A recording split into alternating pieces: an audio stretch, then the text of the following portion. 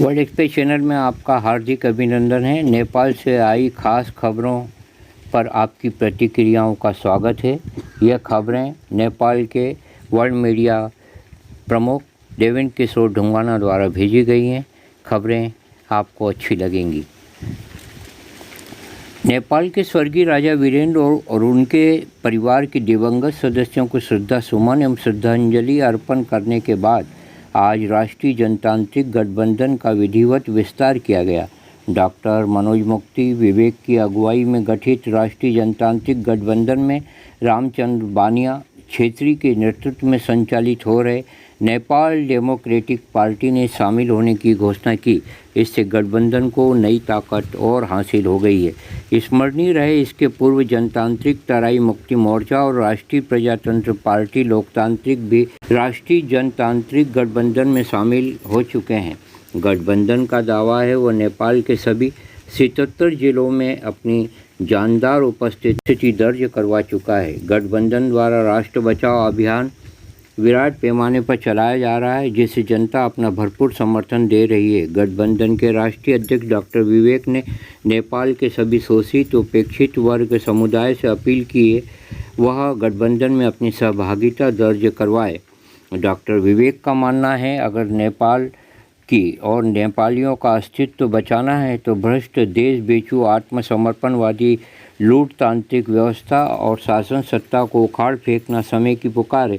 आज नेपाल में पूर्णतः जनतांत्रिक शासन व्यवस्था को स्थापित करना ही होगा।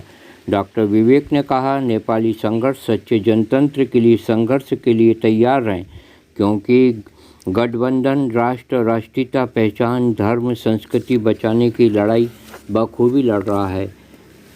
राष्ट्रीय जनता पार्टी नेपाल राजपा और समाजवादी पार्टी से सोमवार को संयुक्त रूप से संविधान संशोधन विधेयक संसद सचिवालय में पंजीकृत किया है।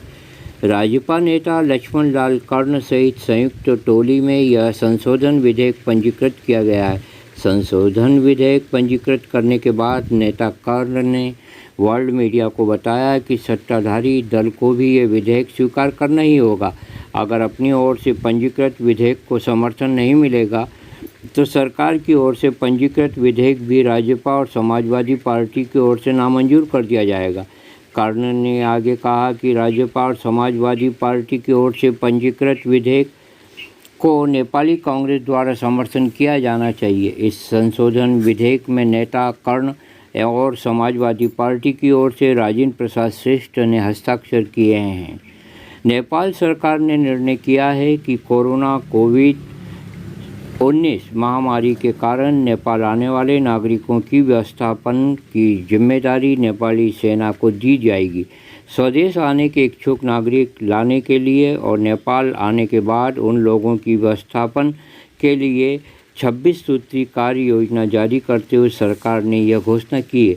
और प्रधानमंत्री तथा उच्च स्तरीय समन्वय समिति के संयोजक ईश्वर पोखरेल ने पिछले दिन कार्य योजना में हस्ताक्षर किए हैं। इस 26 सूत्री कार्य योजना को मंत्रिपरिषद ने अपनी स्वीकृति प्रदान की है। इस स्वीकृत कार्य योजना के अंतर्गत 10 दिनों के अंदर विदेश से आने वाले नागरिकों के लिए क्वारंटाइन निर्माण किया जाएगा। इसके लिए खरी पार्टी इजुंगू आवास क्षेत्र मनमोहन अस्पताल दहचौक काठमांडू मेडिकल कॉलेज दुवाकोट लगायत क्षेत्र में क्वारंटाइन निर्माण करने की तैयारी है। इसी प्रकार नेपाल आने वाले विदेशी नागरिकों की सुरक्षा की जिम्मेदारी भी नेपाली सेना को दे दी गई है। जय भारत, जय नेपाल।